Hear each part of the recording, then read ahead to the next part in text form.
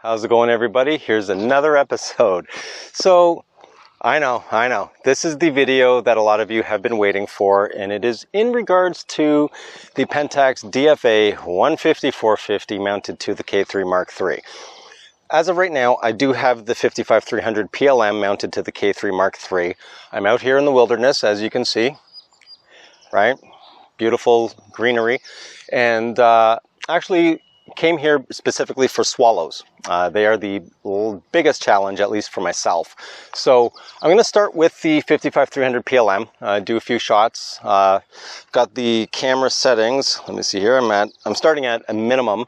I'm in shutter priority, so TV mode, at 1/4000th of a second. Auto ISO, and that's obviously auto ISO.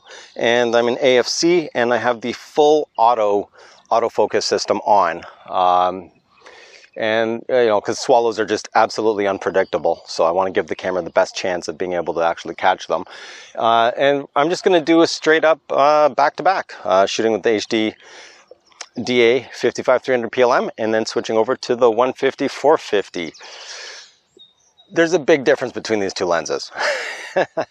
Big difference. But all right, so let's hope that some swallows show up. They were here not that long ago. Not sure what happened. I mean, there were just swarms of them, and it looks like every time I do a video, they seem to just disappear for some odd reason. Okay, no, didn't quite get that one. There's another one.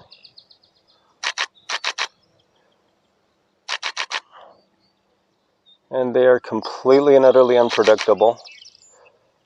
Obviously, I'm not going to show every single shot that I've taken, but I will be showing a good amount of them to give you guys an idea. Man, these birds are absolutely unpredictable. Come on, I know you're going to come back. No, you're not going to come back. Okay, so, well, while I'm doing this, I'm going to just talk briefly about some of the things I've actually noticed.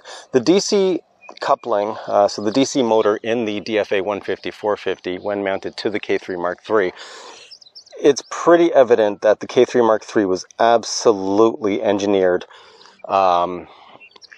with the DFA 150/450 in mind. The autofocus is worlds faster than it ever, I mean, it's not even close. On the K-3 Mark I, not even close. And I would actually go as far as to say that from full amount of out of focus area to actually focusing into the subject, the DFA 150/450 blows the HD DA 55-300 PLM out of the water. The DFA 150/450 focuses lightning fast, from completely defocused right up to being focused. However, once they're both close to focus range, they both do perform pretty similarly. That's okay, you can go ahead. I include everything in my videos.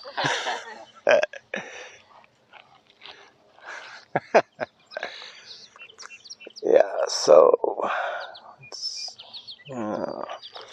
and this time this isn't a showcasing of, let's compare the autofocus difference between one body to another body kind of thing, right? So this is just a matter of the shooting experience, because a lot of people are interested in the HD DA 55-300 PLM, which actually it is, for the price of this lens, it is a very, very good lens. Like, it's my favorite lens, period. However, obviously the DFA 150/450 is a much more superior lens. I mean, it's just much more superior across the board for everything, including weight and price. So, a lot of it comes down to your actual budget and what you can afford, and how much of a trade-off you want to actually deal with. Because the one thing I noticed with the HD 55-300 PLM is the fact that distant subjects don't render very well. If something is very far away, it just really does not render that very well at all. About mid-range, so I don't know, about at it's hard to tell because there's no distance scale on this lens, which is another thing. But basically, the further away the subject is, the less chance you'll have at being able to crop in after the fact, because it just doesn't have the resolution for all those fine details. The 150-450 seems to carry resolution to infinity. It's a completely different experience. So, you know, if you're about mid-range, say, oh, I don't know, what would that be there? Yeah, I'd say, oh, I don't know. Yeah, math isn't my greatest thing, especially distances. 100 feet, give or take. Yeah, I'd say, you know, give or take, if it's a sizable subject. Like, for example, if a gull was approximately 100 feet away, the HD DA 55-300 PLM would render the gull pretty well. It would be pretty sharp. However, if it was a swallow at the same distance away, this would not render that as well. It just doesn't have the resolving power.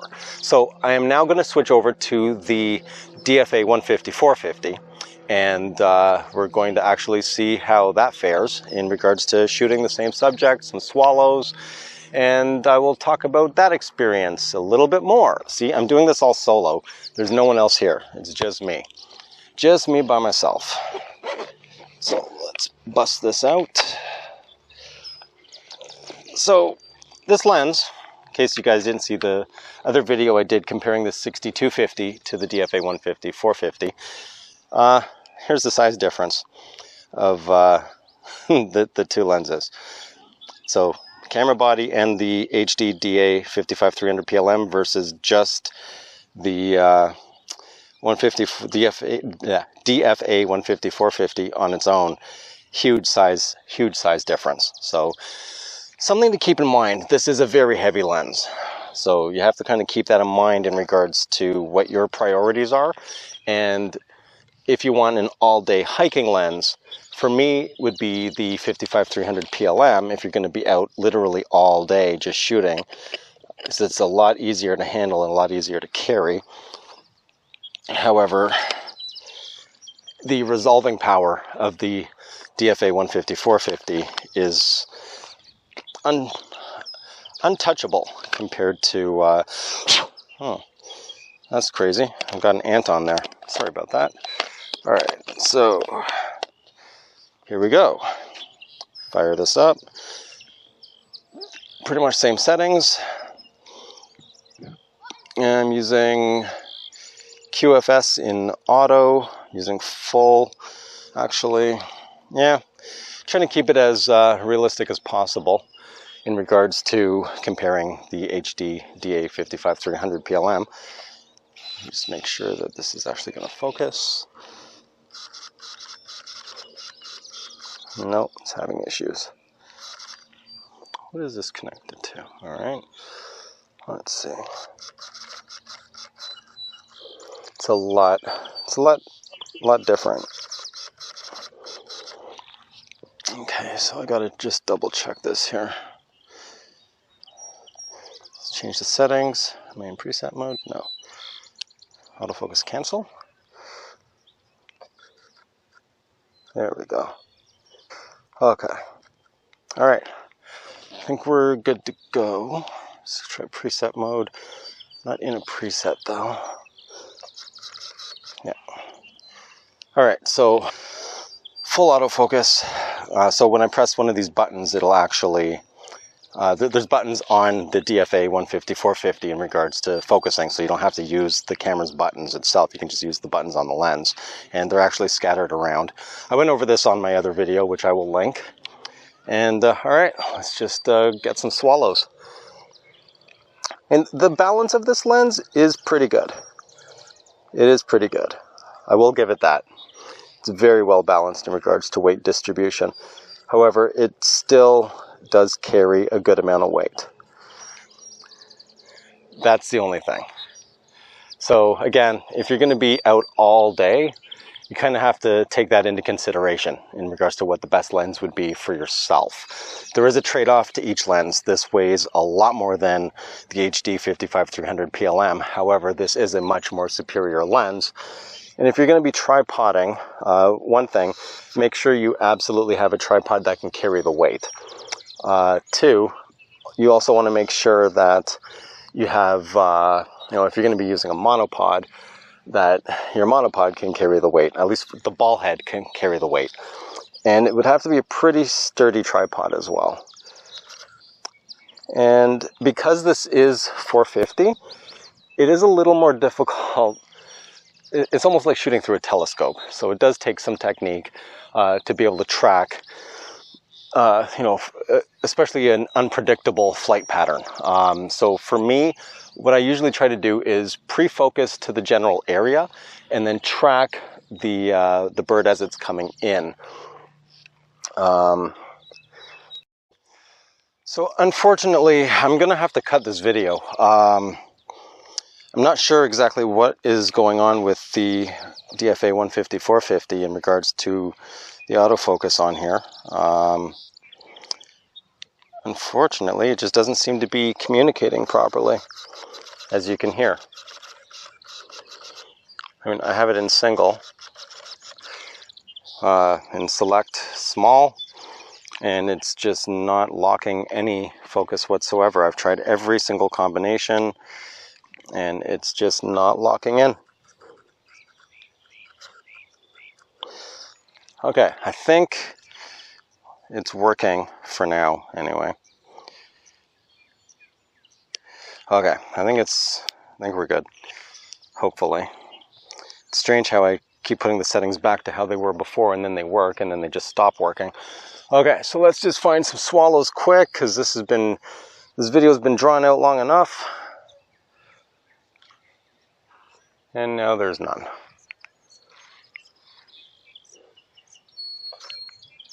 There's a couple swallows. I'm going to try to get a full sequence if I can get one of these guys to cooperate with me here. I mean, if you've never shot swallows, you have no idea how difficult this is. They're pretty much the equivalent of trying to shoot dragonflies in flight. It's just not the easiest thing to be able to pull off.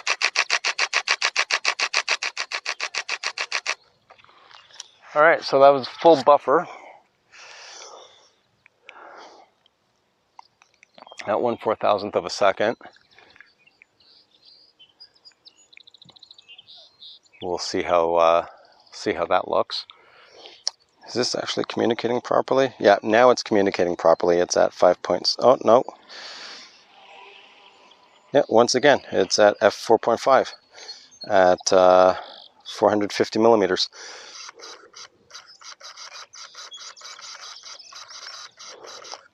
Yep, and as you can hear,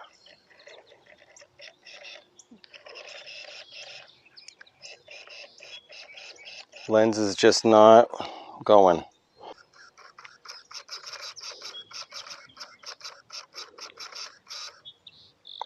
And I am on the latest firmware, 1.02, so that's definitely not the issue. So unfortunately, I can't really... This video totally did not work out the way I was expecting it to. I can't actually... I don't know if it's just this lens or if it's my camera. I think it is my camera. So now it seems to actually... Nope.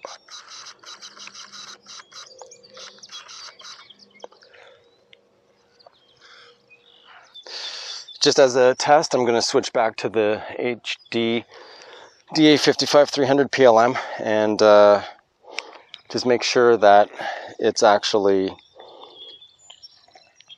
not autofocus module issue with the camera. So if the autofocus works on the 55-300 PLM, then we know that it's actually an issue in regards to communication between the lens and my camera, which is very unfortunate.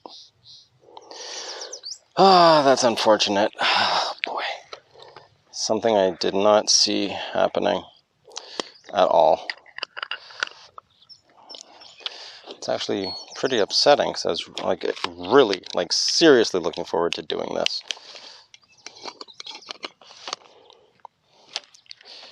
All right, I'll just toss you there. Okay. All right, let's see. Oh man, this is so much lighter. Okay, yeah, this is working fine. Even despite the issues that I was facing, the DFA 150-450 can produce absolutely stellar images. Unfortunately, I just couldn't really showcase it the way I wanted to in this video. I will be doing another one. I figured out a workaround, so I'm going to go from there and produce another video for you guys. No, sorry guys, I really wanted to showcase the differences between the two lenses. But unfortunately, there's an issue. I'm going to revisit the 150-450, and I'm going to also see if there's anyone else who's had these issues. And if you are watching this video and you have actually had this issue with the 150-450, let me know, because I would really like to get to the bottom of it and go from there. So anyway, I guess that's it for this video. Sorry, it's really not a whole lot to really get into, unfortunately, at least not for what I actually wanted to showcase. But yeah, I mean, if you like the video, leave a like. If you haven't, please do subscribe. And if you have any questions, comments, leave them down below. If you'd like to support the channel, I leave that info at the bottom of the description. And I guess that's it. Might as well just go. There's not much to show. You guys will see me on my next video. I'm out.